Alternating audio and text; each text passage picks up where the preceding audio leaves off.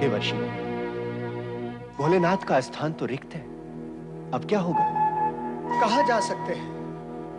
चलो नंदी से पूछते हैं। नारायण नारायण नारायण, नारायण नारायण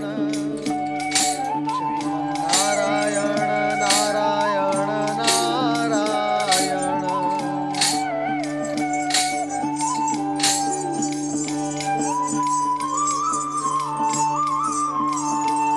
देव ऋषि नारद और देवराज इंद्र और सभी देवगण को मेरा प्रणाम।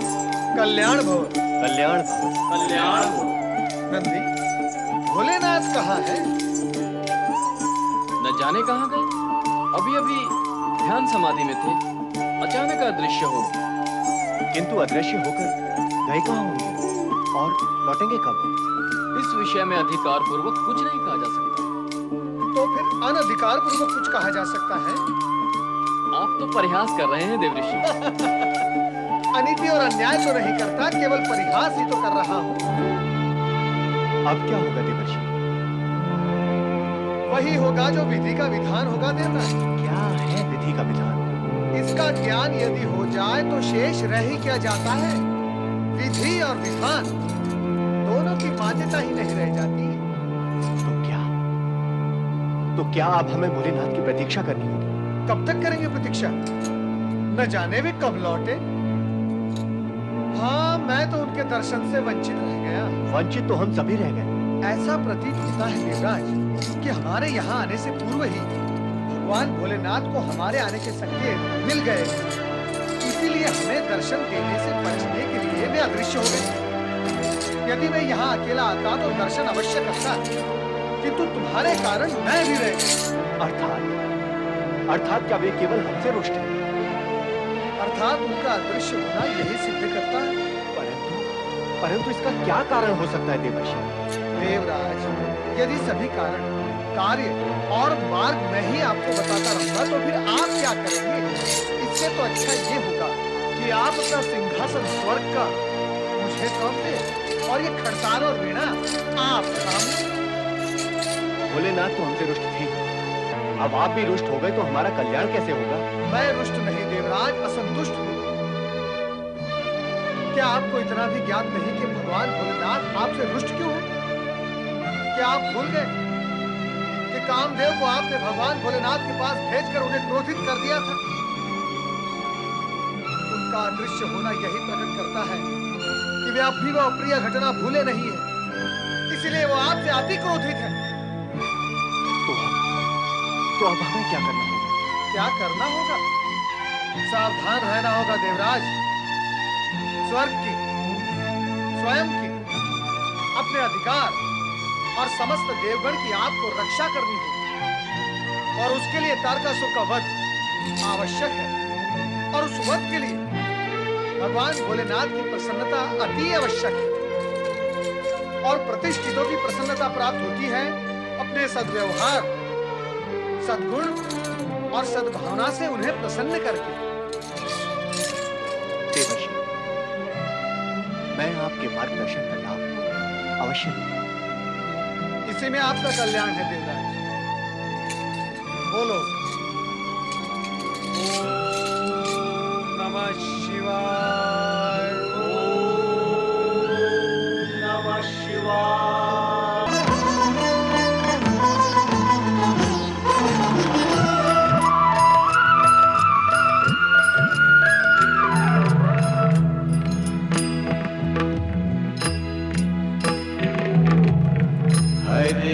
पल चिन्ह सांझ सगारे, आती जाती श्वास पुकारे।